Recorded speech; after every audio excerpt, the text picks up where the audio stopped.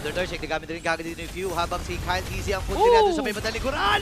Pero si Iko magwawagi sa unang pagong ng laban na ito habang matutumba din siya mula dito kay Ogwen. Habang si Kiro, grabe naman sumama kagad.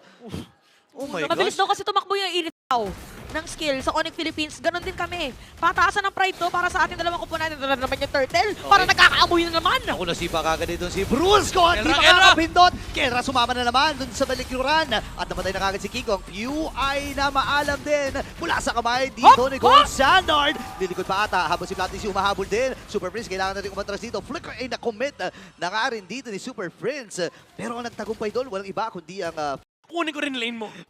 Hindi na sapat yung gold lane eh. Oy, wait lang. Sapat ata yung damage dito ng Team Falcons para mapatumba itong si Brusco. Pero again, gusto ko lang sabihin na Nangigigil. Okay, skill na agad pag nasa harap. Sa kanila parang, oy, wait lang. ako nag-commit Ay! agad dito. Aray! Falcons! Napaanapa ni Kyle TZ. Ngayon, ito na ang ikatlong kill na makukuha ni Kyle. Yung bago yung kanyang Digi, meron din Aray, yung Cho. Sa may bottom lane, para napapaligiran yata or papaligiran ba? Oy, Mga players sa Team Falcons. Nagkasagutan! Super Prince! Pero Super Makmak ay nakakuha ng kill. 4v5 ang magiging laban dito sa pagong na ito. Ogwen, napasima din! Si Bruce mag-iipon din dito. Hindi na naman makakapindot. Even yung impulse na hindi natalian! nagamit. Ogwen na natalian din. Kailangan na tumakbo. Kailangan niya lumayo dito. Pero triple kill mula kay Bulletproof. Nakaapat pa kay TC. Humabol pa dito kay Super Friends. Pero nakomit na yung flicker at pamabasag yung torrent dito sa may bandang wings by wings mula kay View. Veteran moves. Iba eh. Veteran moves. Bineveterano, pero nasipa din Ay! si Kelra at napatumba mula sa kamay ni Bulletproof. So that is the second death against Kelra. 40. Ayan na. May magiging numero dito yung mga members Aray! ng Philippines. Okay, Aray! naghahanap pa siya na magiging stack dito ng Sky Piercer niya, pero sabi niya hindi. Tori lang muna maging puntilay natin dito, makakatungtong. Ayun na! Pero ito na yung implosion na inaantay ng Onyx Philippines. Talo na ng dalawa, pasok din si Kikong dito, minawasiwas lang. Pero hindi sapat yung damage. Ladies and gentlemen, Onyx Philippines, nagpapakitang gilas na. Oh. Push na nagligtas kay Kyle, kay Flap TZ, nagkaroon ng Nagka-shield. shield. Katiting na lang.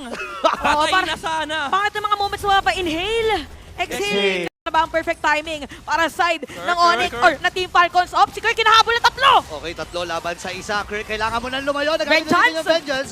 Pero may mga recalls din na ginagawa si Kirk. Tumawid doon sa may pader. Pero si Buhay nandito. Sakto yung Cyclone Eye! Sakto yung Cyclone Eye! Para mapatay itong si Kirk. Grabe si Bulletproof! Bulletproof, Super Marco!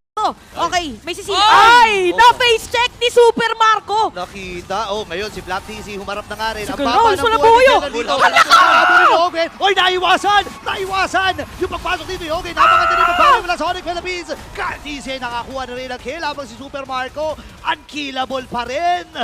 Ang sagot ng Team Falcons ngayon, hindi kami papayag na hindi umabot ng Game 3. So, naman lang talaga. Numero 70 para sa Sky Piercer, 60 stacks.